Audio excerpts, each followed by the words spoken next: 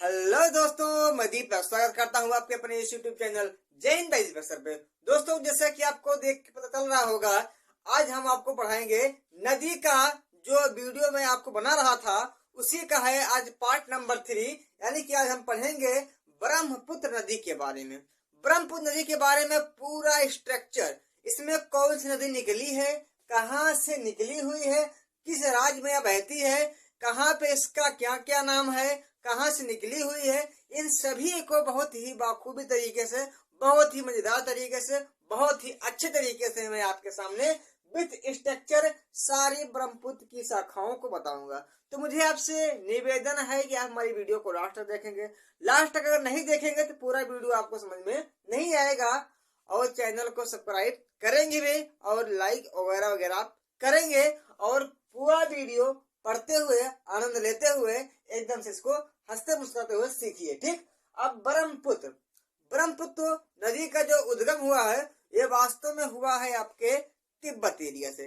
Tibet area में बात कर जाए तो मैं पूरा स्ट्रक्चर बाखूबी थोड़ा थोड़ा बता रहा हूँ, समझना आप। ठीक, मान लीजिए ये आपका तिब्बत एरिया है।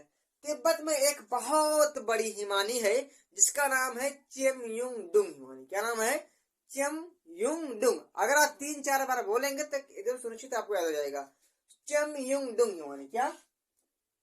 चेमयुंगडुंग हिमानी।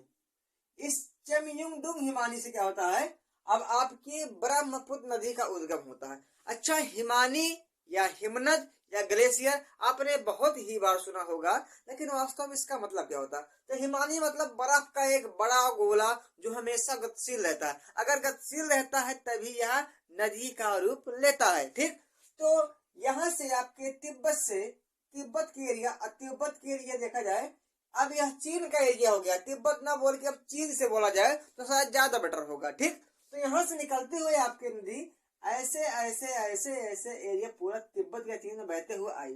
ठीक, लेकिन यही पड़ा आपका पड़ा यही नामचा बरवा चोटी, जो कि आपके बृहद हिमालय का सबसे दक्षिणतम चोटी है, ऊंची वाली। इसका नाम है नामचा बरवा। क्या नाम है? नामचा बरवा। ठीक, नामचा बरवा। यह चोटी से मिली, यह हिमालय से मिली, यह पर्वत से मिली और ऐसे यह मुड़ के इधर से प्रवेश कर दी। और जैसे ही यह इधर मुड़ी, यह आपके भारत देश का एक पूर्वोत्तर राज्य आ गया जिससे कहते हैं अरुणाचल प्रदेश। जैसे ही अरुणाचल प्रदेश आया, यहीं पे एक दर्रा है। क्या है? यहीं पे एक दर्रा है जिसका नाम है यांगयाप दर्रा। इस यांगयाप दर्रे से देखा जाए तो यह ब्रह्मपुत्र भारत देश के सबसे पहले अरुणाचल राज्य में प्रवेश करती है। ठीक, लेकिन यह पूरा तिब्बत एरिया में बही। इस तिब्बत के एरिया में इसका एक अलग नाम है, इसको एक अलग नाम से वहां पे लोग जानते हैं। इसको जानते हैं वहां पे सांगपो के नाम से। किसको? सांगपो के नाम से। हाँ, नाम तो कुछ आपको अजीब लग रहा होगा, लेकिन वहां पे लोग कहते हैं इस सांगपो का अर्थ होता है शोधक, यानी शुद्ध करने वाला। इसका जो नाम होता है, इसका जो अर्थ होता है, इसका अर्थ होता है शोधक, यानी कि शुद्ध करने वाला। तो अगर पूछा जाए कि तिब्बत में इस ब्रह्मपुत्र नदी को क्या कहते हैं, तो आप बता सकते हैं कि सांगपो नाम से इसे वहां पे पकड़ा जाता है। थोड़ा रिवीजन। चेमयुंगडुंग हिमानी से तिब्बत के ब्रह्मपुत्र का उद्गम हुआ, उसे वहां पे सांगपो कहते हैं। इसका अर्थ होता है शोधन करने वाला। नामचा बरवा पहाड़ी से यह मुड़ जाती है और यांगयाप दर्रे के भारत के अरुणाचल प्रदेश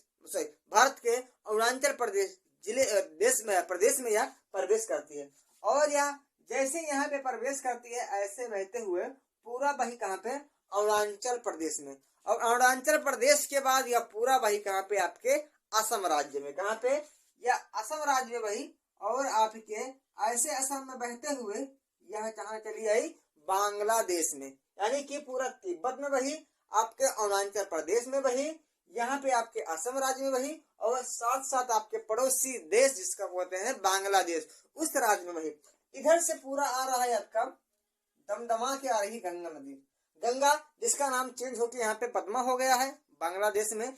और जैसे ही यह मिली दोनों की एक अलग शाखा बन गई, और अलग शाखा बन गई जिसको कहते हैं मेघना। और मेघना के आगे बढ़ने पे यह बंगाल की खाड़ी में जाके एक डेल्टा का निर्माण करते हुए पूरा विलीन हो जाती है। ठीक, तो पहले पूरी स्ट्रक्चर को समझ लिया जाए। ठीक, तो जैसे ही अरुणाचल प्रदेश के या राज्य में पहुंची, उससे एक नदी जो कि चीन व भारत के बॉर्डर से, चीन व भारत के बॉर्डर से निकली, और ऐसे आके कहां पे आके या किससे मिल गई, ब्रह्मपुत्र से मिल गई। ठीक, इससे कहते हैं दिबांग नदी। क्या कहते हैं, दिबांग नदी, या इसे कहते हैं सियांग नदी। ठीक, इसकी देखा जाए अरुणाचल प्रदेश में सबसे पहली जो सहायक नदी है किसकी, ब्रह्मपुत्र की, उसे कहते हैं दिबांग या फिर सियांग नदी। ठीक, यहाँ आके कहाँ पे, अरुणाचल प्रदेश में, एपी में लिख दे रहा हूँ, अरुणाचल प्रदेश में आके किससे मिल गई, यहाँ ब्रह्मपुत्र से मिल गई। उसके बाद जस्ट उसके नीचे से, यानी कि इसी अरुणाचल प्रदेश के एरिया से एक है आपका जमाल छू पर्वत। क्या नाम है, जमाल छू पर्वत, वहां से निकली हुई एक नदी। और वाकई यही थोड़ा सा अरुणाचल प्रदेश के पास, यानी कि अगर थोड़ा और बह जाती, यानी कि थोड़ा सा या सॉरी असम में, और थोड़ा सा आपके आंध्र प्रदेश, सॉरी यहाँ पे क्या निकल नहीं रहा है, असम से और थोड़ा आपका अरुणाचल प्रदेश, यह दोनों राज्यों में बहते हुए आके पूरा अरुणाचल प्रदेश में कहा मिल जाती है, इससे ब्रह्मपुत्र मिल जाती है। और इस नदी का नाम है लोहित नदी। क्या नाम है, लोहित नदी। लोहित नदी का एक उपनाम है, इसे खूनी नदी भी कहते हैं। इसको आप याद रखेंगे, इस लोहित नदी को हम खूनी नदी के नाम से हम जानते हैं। तो यहीं पे एक, इस लोहित नदी पे या खूनी नदी पे एक भारत का सबसे बड़ा बांध, सबसे बड़ा पुल बना हुआ है, जिसे कहते हैं ढोला सदिया पुल। इसका अब असली नाम हो गया है या बदल गया है, जिसे कहते हैं भूपेंद्र हजारिका ब्रिज। ठीक, यह असम राज्य और अरुणाचल राज्य में बना हुआ है। असम के ढोला से और अरुणाचल प्रदेश के सदिया गांव को यह जोड़ता है। ठीक, इन दोनों का करता है या जोड़ता है। इसका एक नया नाम हो गया है, जिसको कहते हैं भूपेंद्र हजारिका ब्रिज। ठीक, देखा जाए यह भारत का सबसे लंबा ब्रिज है। क्या है, भारत का सबसे लंबा ब्रिज या फिर पुल है। ठीक, जो कहाँ पे है, आपका अरुणाचल प्रदेश और असम राज्य में। ठीक, ढोला सदिया को जोड़ता है और लोहित नदी पे बना हुआ है। इतनी बात आपको समझ में आ गई। उसके बाद फिर एक नदी इससे आती है जो कि हिमालय से आती है। ठीक, ऐसे आती है और ऐसे आके कहाँ पे, अब की बार असम में आके किससे मिल जाती है, ब्रह्मपुत्र से। ठीक, तो यहाँ पे थोड़ा सा एक बहुत बड़ा एक नदी द्वीप बना है, जिसे कहते हैं माजुली द्वीप। माजुली द्वीप क्या है, पूरे विश्व का सबसे बड़ा नदी पर बनने वाला द्वीप है। ठीक, तो देखा जाए यह बहुत ही चौड़ी है। क्या है, बहुत ही चौड़ी है। यहाँ पे एक जिला घोषित किया गया जिसे कहते हैं वेलिंगटन जिला। ठीक, देखा जाए इसका नाम क्या है, माजुली द्वीप। माजुली द्वीप यह पूरे विश्व का सबसे बड़ा द्वीप है। क्या है, सबसे बड़ा नदी वाला द्वीप है। ठीक, यह बहुत बार एग्जाम में पूछा गया है कि माजुली द्वीप किस राज्य में है, तो आपके असम में। कहाँ पे बना है, किस नदी पे, तो आपके ब्रह्मपुत्र नदी पे बना है। ठीक, उसके बाद फिर एक नदी इससे आती है, नीचे से आती हुई इससे मिल जाती है असम में। फिर उससे एक नदी आती है, इससे मिल जाती है। इस नदी का जो उद्गम होता है यह नागालैंड से। कहां से, यह नागालैंड से होता है और इसको कहते हैं धनसिरी। क्या कहते हैं, धनसिरी। और ये नदी भी निकलती है इसी नागालैंड से और इसका नाम है कपिली। क्या नाम है, कपिली नदी। तो देखा जाए कि इस सांगपो से या इस ब्रह्मपुत्र से नीचे की साइड से या दक्षिण की साइड से चार नदियां मिली हुई हैं। एक का नाम है आपके सियांग या फिर दिबांग, एक का नाम है लोहित, एक का नाम है धनसिरी, एक का नाम है कपिली। ये नदियां कितनी मिली है, चार मिली है। उसके बाद आपके फिर हिमालय एरिया से ये नदी इससे जो मिली है इसको कहते हैं सुबनसिरी। क्या कहते हैं, सुबनसिरी। फिर उसके बाद एक नदी हिमालय से और आती है, हिमालय से एक नदी और आती है जिसको कहते हैं मानस। क्या कहते हैं? मानस नदी। फिर आपके हिमालय साइड से एक नदी और आती है जिसको कहते हैं संकोच। क्या कहते हैं? संकोच नदी कहते हैं। ठीक, आपको समझ में आ रहा होगा। यहाँ चलिए सांगपो। उसके बाद यांग से अरुणाचल प्रदेश प्रवेश की। चीन और भारत के बॉर्डर से एक नदी जिसका नाम है दिबांग या सिकांग आके अरुणाचल प्रदेश में मिल गई। फिर जमालचू पर्वत जो तिब्बत में है वहां से निकली एक नदी जिसको कहते हैं लोहित या खुंदी। यह आके अरुणाचल प्रदेश में मिली। यह असम में भी थोड़ा बही हुई है, इसलिए इस पे सबसे बड़ा पुल बना हुआ जिसे कहते हैं भूपेंद्र हजारिका पुल, जो असम के ढोला और अरुणाचल प्रदेश के सदिया गांव को जोड़ती है। ठीक, उसके बाद देखा जाए थोड़ी और आगे भी, जैसे असम में हो गया, यहाँ पे बहुत सी नदियां आके मिल गई, जिससे एक द्वीप का निर्माण हुआ जिसे कहते हैं माजुली द्वीप। यह पूरे असम का ना पूरे विश्व का सबसे बड़ा नदी द्वीप है। ठीक, उसके बाद थोड़ी और आगे आए तो वहां पे एक नदी हिमालय से आई जिसे कहते हैं सुबनसिरी, या उत्तर से आके असम में किससे मिल गई? ब्रह्मपुत्र से मिल गई। फिर नीचे दो नदियां दोनों निकलती है नागालैंड से, एक का नाम है धनसिरी, एक का नाम है कपिली। दोनों आज कहा असम में मिल जाती किसे? ब्रह्मपुत्र से। फिर एक नदी जो कि हिमालय से निकली हुई है, हिमालय से निकली हुई है जिसको कहते हैं मानस। ये भी आके असम में कहा मिल जाती है? इस ब्रह्मपुत्र से मिल जाती है। फिर एक संकोच नदी के कहां से निकली है? यह भी आपकी निकली है भूटान एरिया से, और कहा मिल जाती है? इस ब्रह्मपुत्र नदी में मिल जाती है। उसके बाद बात करें आपके सिक्किम, आपके सिक्किम राज्य के एक झील है जिसे कहते हैं चोलामू झील। क्या कहते हैं? चोलामू झील। इस चोलामू झील से एक नदी निकलती है जिसको कहते हैं तीस्ता। क्या कहते हैं? तीस्ता। और यह तीस्ता जो नदी है, तीस्ता नदी, ये आके कहाँ पे?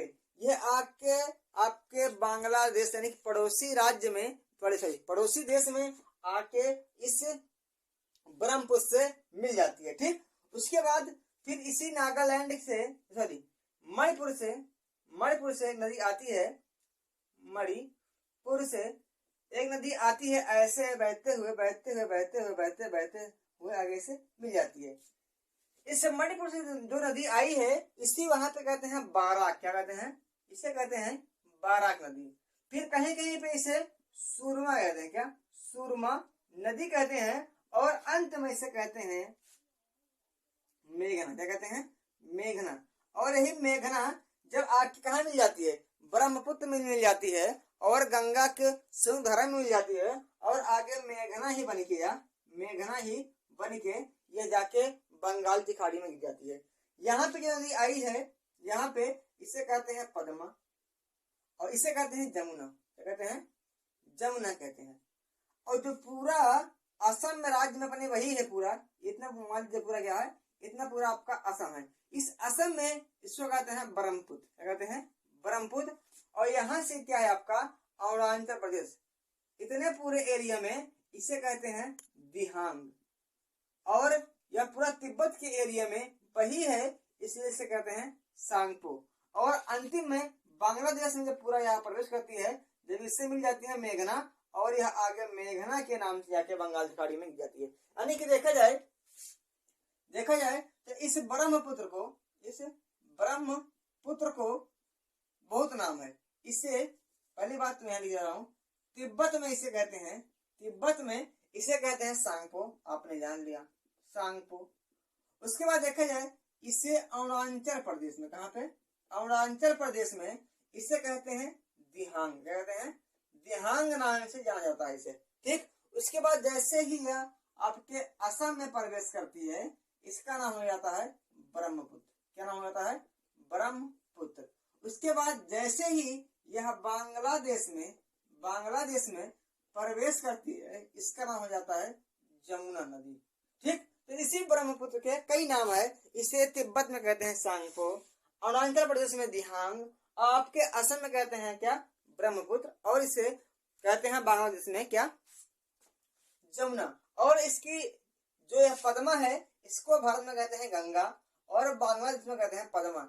जब इन दोनों की संयुक्त धारा मिल जाती है, और इधर से मेघना नदी आई है, और मेघना नदी की धारा बड़ी होने के कारण सभी को अपने अंदर समाहित कर लेती है, और मेघना के नाम से जाके बंगाल की खाड़ी में गिर जाती है। तो यह कुछ क्या रहा? यह पूरा रहा ब्रह्मपुत्र नदी का स्ट्रक्चर अगर आप समझे होंगे तो इसको बहुत ही अच्छी तरीके से कर लेंगे। अब मिलते हैं किसी नेक्स्ट वीडियो में किसी नेक्स्ट नदी के साथ। बस आज के लिए इतना काफी। जय हिंद, जय भारत।